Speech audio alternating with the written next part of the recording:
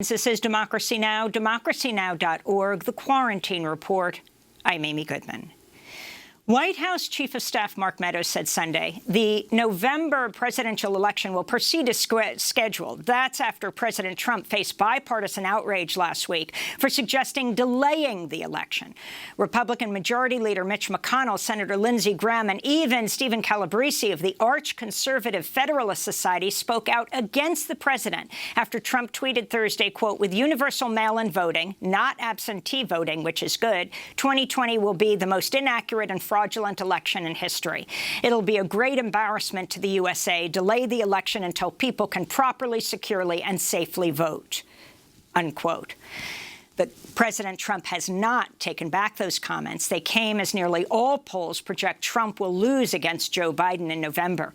Mark Meadows backed off Trump's claim on CBS's Face the Nation, saying we're going to hold an election on November 3rd and the president is going to win. This is not the first time Trump has suggested he'd oppose the election process. He was asked about accepting the November election results during an interview last month with Chris Wallace on Fox News. I think mail-in voting is going to rig the election. I really do. Are you suggesting that you might not accept the results of the election? I have to see. Look, can you give a direct answer? You will accept the election? I have to see. Look, I have to see. No, I'm not going to just say yes. I'm not going to say no, and I didn't last time either. For more on the many questions surrounding this year's election, we're joined by historian Nils Gilman. He's vice president of programs at the Berggruen Institute and co-founder of the Transition Integrity Project, or TIP, which organized a bipartisan group of experts to game out what a contested November election might look like. Nils Gilman, welcome to Democracy Now! Can you respond to President Trump's tweet, which he has not taken back, no matter what Mark Meadows says? He's talking about the illegitimacy of mail-in votes, and he's talking about delaying the November election. This is something you've been talking about for a long time. Yeah, well, he tweets a lot of things, and it's not clear how seriously one should take any of it, of course. I think what's striking about this one, of course, is that it got a lot of bipartisan pushback, which is good because obviously we don't want to have the president not get pushback when he's saying that he wants to delay the election. But what's striking is how many of his tweets don't get bipartisan or at least Republican pushback. So when he says that, mail-in ballots are going to be fraudulent, there's no pushback against that from the Republicans. So I think that tells you where the limits are about what they're willing to tolerate from the president. So talk about what your group is doing, Transition Integrity Project, and the simulation gaming out that you did in June. Yeah, so last month, or actually, I guess in June, 2 months ago now, we ran a series of four what are known in military circles as war games, which are basically simulations of possible outcomes, not so much of the election, but the aftermath of the election between November 3rd and Inauguration Day on January 20th. So we looked at four different scenarios: Biden winning in a landslide, Trump winning in a landslide, and a couple of scenarios where the election was very close or actually truly ambiguous. And we assembled a group of people who played different roles. Some people played Team Trump, some people played Team Biden, some people played Democratic elected officials, Republican elected officials. This was a bipartisan group, included people, a former Democratic presidential chief of staff, John Podesta, former Republican vice presidential chief of staff, Bill Kristol, a former Democratic governor, Jennifer Granholm of Michigan. So it was a high-level group, bipartisan group. And we tried to find out what could potentially go wrong between Election Day and Inauguration Day. And the results were pretty intense. In every scenario except for the one where Biden won in a landslide, we ended up with severe electoral contestation, protests in the streets, crazy stories happening on social media. And the challenges went down to Inauguration Day. The contestation was really without precedent. Wait, so go through these four scenarios. Yeah, so one scenario was, Biden wins pretty big. And by the way, we started simulating the games the day after the election. So we didn't simulate things that could go wrong on the day of the election. There's lots of other people who are concerned with that. We were specifically focused on what could happen after the election. Are there possible ways that the transition process could be disrupted? And the reason we needed to do that was that the United States has a very unusual electoral system where people don't take office immediately after the election. There's this 10, 11-week period between Election Day and Inauguration Day when the incumbent government, the lame duck government, is still in power and still can control things. And that was one of the things that was really striking. Trump will still control the levers of power, even if he loses the election, for 10 or 11 more weeks. And this allows him to get up to all sorts of mischief in terms of deploying the Department of Justice, the Post Office, Department of Homeland Security in ways that can disrupt the transition process. So talk about the role of the swing states, for example, like Michigan, and what role they could play. Yeah, so there's a series of swing states, Michigan, North Carolina, and Wisconsin are really the three striking ones, where you have a situation where there's a split government. You have a Democratic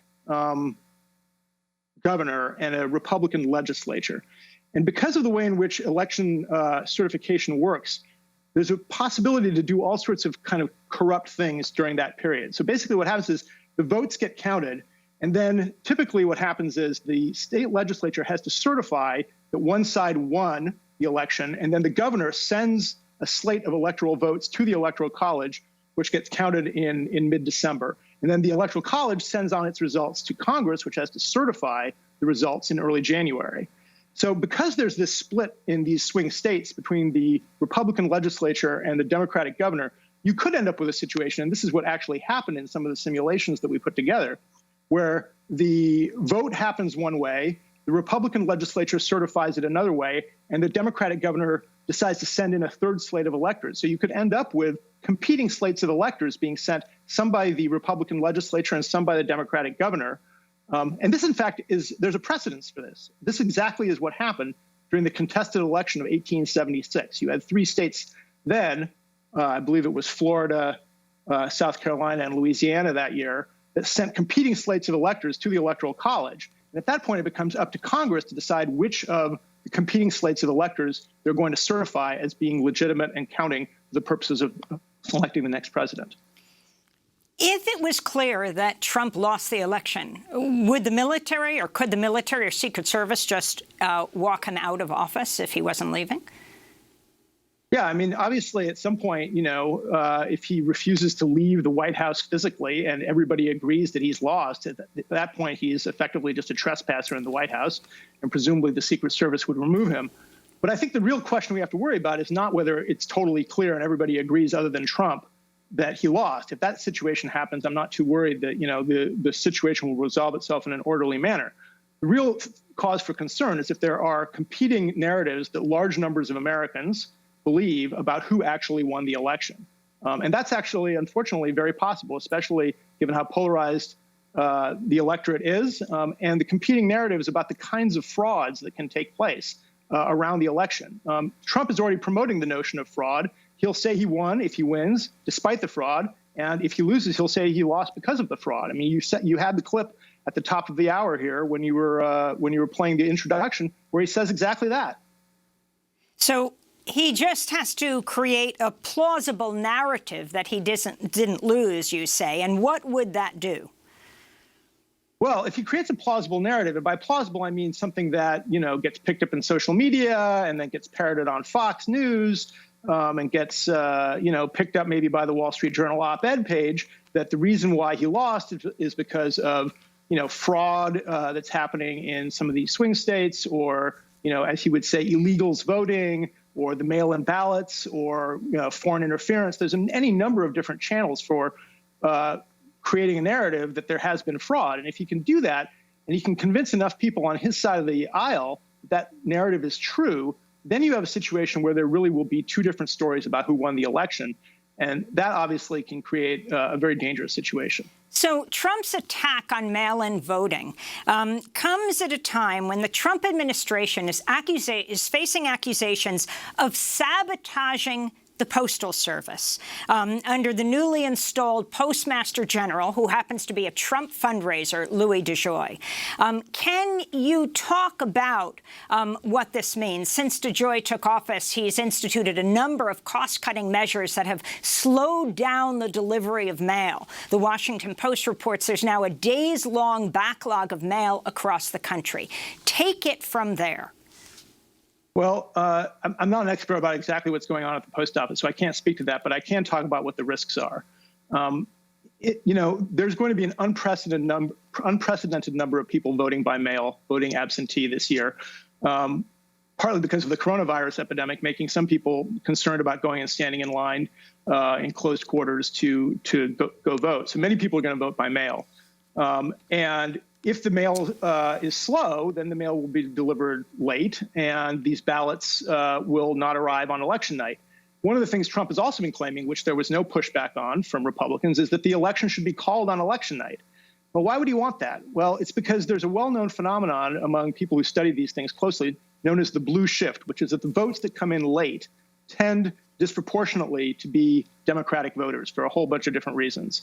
And so obviously, if he wants the election called on election night, that would prevent any of the votes that came in late by mail, by the mail that's being slowed down by the Postal Service's incompetence, from being counted. And so it's effectively a form of disenfranchisement of anybody who votes late or votes by mail because they're afraid of the coronavirus or for any other reason that people might want to vote by mail.